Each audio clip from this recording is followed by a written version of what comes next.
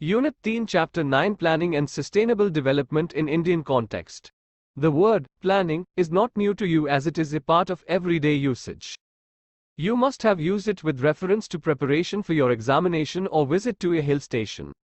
It involves the process of thinking, formulation of a scheme or program and implementation of a set of actions to achieve some goal. Though it is a very broad term, in this chapter, it has been used with reference to the process of economic development. It is thus different from the traditional hit-and-miss methods by which reforms and reconstruction are often undertaken. Generally, there are two approaches to planning, i.e. sectoral planning and regional planning. The sectoral planning means formulation and implementation of the sets of schemes or programs aimed at development of various sectors of the economy such as agriculture, irrigation, manufacturing, power, construction, transport, communication, social infrastructure and services. Overview of planning perspective in India. India has centralized planning and the task of planning in India has been entrusted to the Planning Commission. It is a statutory body headed by the Prime Minister and has a deputy chairman and members. The planning in the country is largely carried out through 5-year plans. The first 5-year plan was launched in 1951 and covered the period 1951-52 to 1955-56. Second and third 5-year plans covered the period from 1956-57 to 1960-61 and 1961-62 to 1965-66 respectively. Two successive droughts during mid-60s, 1965-66 and 1966-67, and war with Pakistan in 1965, forced plan holiday in 1966-67 and 1968-69. This period was covered by annual plans, which are also termed as rolling plans. The fourth 5-year plan began in 1969-70 and ended in 1973-74. Following this, the fifth 5-year plan began in 1974-75, but it was terminated by the then government 1 year earlier, i.e. in 1977-78. The sixth 5-year plan took off in 1980. The seventh 5-year plan covered the period between 1985 and 1990. Once again, due to the political instability and initiation of liberalization policy, the eighth 5-year plan got delayed. It covered the period 1992 to 1997. The ninth 5-year plan covered the period from 1997 to 2002. The 10th plan began in 2002 and it is still in progress. It will come to an end on the 31st of March 2007. The approach paper of the 11th plan, entitled Towards Faster and More Inclusive Growth, has already been approved. There is no uniform economic development over space in any country. Some areas are more developed and some lag behind. This uneven pattern of development over space necessitates that the planners have a spatial perspective and draw the plans to reduce regional imbalance in development. This type of planning is termed as regional planning. Target area planning. The planning process has to take special care of those areas which have remained economically backward. As you know, the economic development of a region depends upon its resource base. But sometimes resource-rich regions also remain backward. The economic development also requires technology as well as investment besides the resource. With the planning experience of about 1.5 decades, it was realized that regional imbalances in economic development were getting accentuated. In order to arrest the accentuation of regional and social disparities, the Planning Commission introduced the target area and target group approaches to planning. Some of the examples of programs directed towards the development of target area are the Command Area Development Program, Drought Prone Area Development Program, Desert Development Program, Hill Area Development Program. The Small Farmers Development Agency (SFDA) and Marginal Farmers Development Agency (MFDA), which are the examples of target group program. In the 8th 5-year plan, special area programs were designed to develop infrastructure in hill areas, northeastern states, tribal areas and backward areas. Hill Area Development Program. Hill Area Development Programs were initiated during 5th 5-year plan, covering 15 districts comprising all the hilly districts of Uttar Pradesh, present Uttarakhand, Mikir Hill and North Kachar Hills of Assam, Darjeeling district of West Bengal and Nilgiri district of Tamil Nadu. The National Committee on the Development of Backward Area in 1981 recommended that all the hill areas in the country having height above 600 meters and not covered under tribal sub-plan be treated as backward hill areas. The detailed plans for the development of hill areas were drawn keeping in view their topographical, ecological, social and economic conditions. These programs aimed at harnessing the indigenous resources of the hill areas through development of horticulture, plantation agriculture, animal husbandry, poultry, forestry and small-scale and village industry. Drought-prone area program. This program was initiated during the fourth five-year plan with the objectives of providing employment to the people in drought-prone areas and creating productive assets. Initially, this program laid emphasis on the construction of labor-intensive civil works, but later on, it emphasized on irrigation projects, land development programs, afforestation, grassland development and creation of basic rural infrastructure such as electricity, roads, market, credit and services. National Committee on Development of Backward Areas reviewed the performance of this program. It has been observed that this program is largely confined to the development of agriculture and allied sectors with major focus on restoration of ecological balance. Since growing population pressure is forcing the society to utilize the marginal lands for agriculture, and thereby causing ecological degradation, there is a need to create alternative employment opportunities in the drought-prone areas.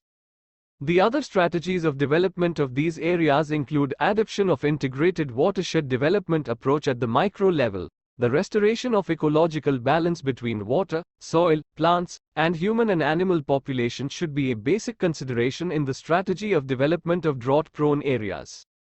Planning Commission of India, 1967, identified 67 districts, entire or partly, of the country prone to drought. Irrigation Commission, 1972, introduced the criterion of 30% irrigated area and demarcated the drought-prone areas. Broadly, the drought-prone area in India spread over semi-arid and arid tract of Rajasthan, Gujarat, western Madhya Pradesh, Marathwada region of Maharashtra, Raisima and Telangana plateaus of Andhra Pradesh, Karantka plateau in highlands and interior parts of Tamil Nadu. The drought-prone areas of Punjab, Haryana and North Rajasthan are largely protected due to spread of irrigation in these regions. Case study Integrated Tribal Development Project in Bharmor Tarankan region. Bharmor tribal area comprises Bharmor and Holi Tahsils of Chamba district of Himachal Pradesh.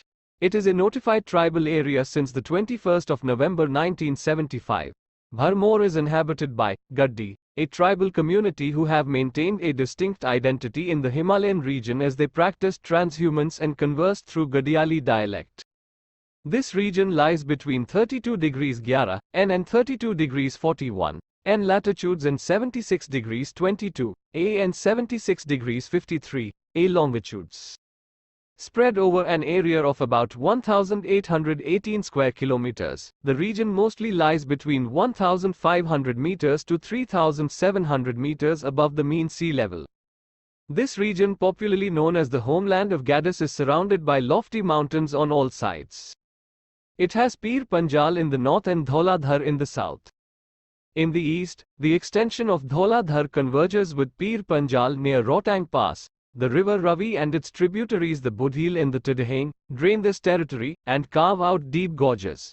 These rivers divide the region into four physiographic divisions called Holi, Kahani, Kukti and Tanda areas. Bharmor experiences freezing weather conditions and snowfall in winter. Its mean monthly temperature in January remains 4 degrees Celsius and in July 26 degrees C. Bharmor tribal region has harsh climate conditions, low resource base and fragile environment. These factors have influenced the society and economy of the region. According to the 2001 census, the total population of Bharmor subdivision was 37,246, i.e. 20%.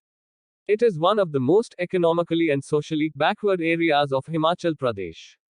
Historically, the Gadis have experienced geographical and political isolation and socio-economic deprivation. The economy is largely based on agriculture and allied activities such as sheep and goat rearing. Figure Pratishat 20 Integrated Pratishat 20 Tribal.tif Fig. 9.1 Tarankan. The name Bharmor is derived from Sanskrit word Brahma. In this book, Bharmor has been used to retain the colloquial flavor. The process of development of tribal area of Bharmor started in 1970 when Gadis were included among scheduled tribes. Under the 5th five-year plan, the tribal sub-plan was introduced in 1974 and Bharmor was designated as one of the 5 integrated tribal development projects, ITDP, in Himachal Pradesh. This area development plan was aimed at improving the quality of life of the Gadis and narrowing the gap in the level of development between Bharmor and other areas of Himachal Pradesh. This plan laid the highest priority on development of transport and communications, agriculture and allied activities, and social and community services. Map Baramapur Pratishat 20 Tribal Pratishat 20 Region.tif Fig. 9.2 The most significant contribution of tribal sub-plan in Bharmor region is the development of infrastructure in terms of schools, healthcare facilities, potable water, roads, communications and electricity. But the villages located along the river Ravi in Holi and Kahani areas are the main beneficiaries of infrastructural development. The remote villages in Tanda and Kukti areas still do not have sufficient infrastructure. The social benefits derived from ITDP include tremendous increase in literacy rate, improvement in sex ratio and decline in child marriage. The female literary rate in the region increased from 1.88% in 1971 to 42.83% in 2001. The difference between males and females in literacy level, i.e. gender inequality, has also declined. Traditionally, the Gadis had subsistence agricultural cum pastoral economy having emphasis on food grains and livestock production. But during the last 3 decades of 20th century, the cultivation of pulses and other cash crops has increased in Bharmor region. But the crop cultivation is still done with traditional technology. The declining importance of pastoralism in the economy of the region can be gauged from the fact that at present only about 1/10 of the total households practice transhumance.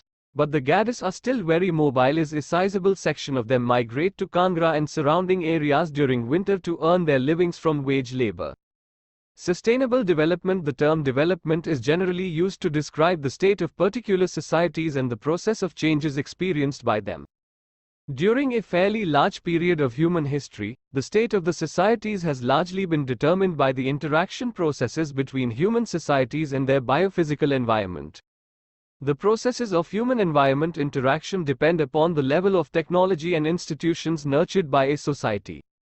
While the technology and institutions have helped in increasing the pace of human-environment interaction, the momentum thus generated in return has accelerated technological progress and transformation and creation of institutions. Hence, development is a multidimensional concept and signifies the positive, irreversible transformation of the economy, society and environment. The concept of development is dynamic and has evolved during the second half of 20th century.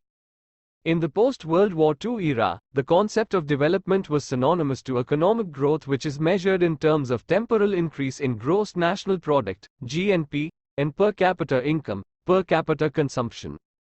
But, even the countries having high economic growth, experienced speedy rise in poverty because of its unequal distribution. So, in 1970, the phrases such as redistribution with growth and equity were incorporated in the definition of development. While dealing with the questions related to redistribution and equity, it was realized that the concept of development cannot be restricted to the economic sphere alone. It also includes the issues such as improving the well-being and living standard of people, availing of the health, education and equality of opportunity and ensuring political and civil rights. By 1980, development emerged as a concept encapsulating widespread improvement in social as well as material well-being of all in a society. The notion of sustainable development emerged in the wake of general rise in the awareness of environmental issues in the late 1960s in Western world. It reflected the concern of people about undesirable effects of industrial development on the environment. The publication of The Population Bomb by Ehrlich in 1968 and The Limits to Growth by Meadows and others in 1972 further raised the level of fear among environmentalists in particular and people in general.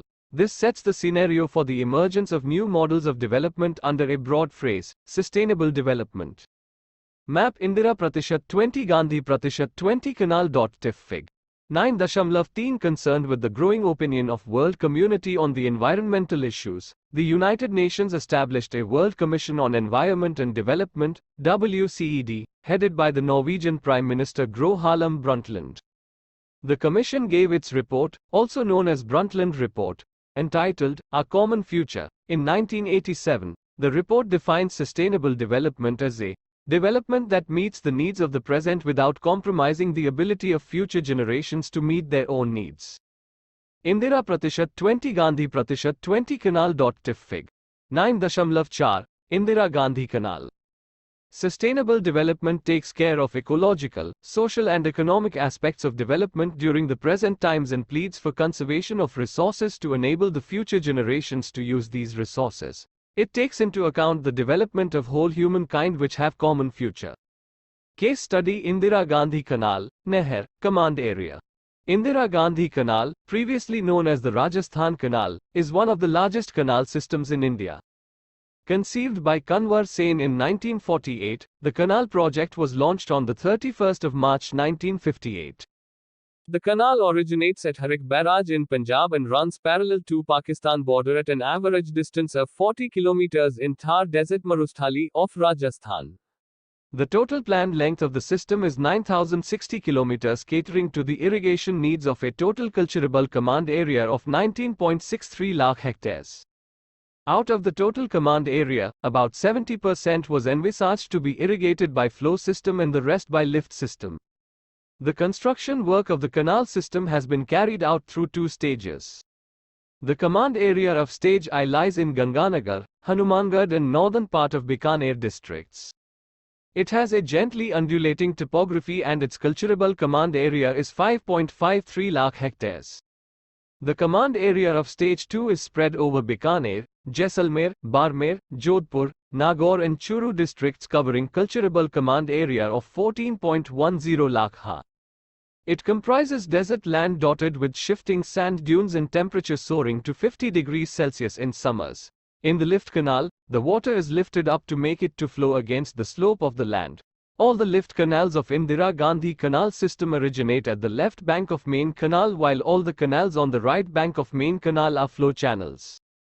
India Pratishat 20 Gandhi Pratishat 20 Canal 1. Tif Fig.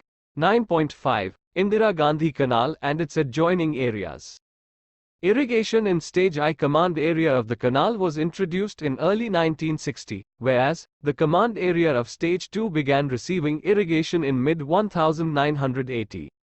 The introduction of canal irrigation in this dry land has transformed its ecology, economy and society. It has influenced the environmental conditions of the region both positively as well as negatively.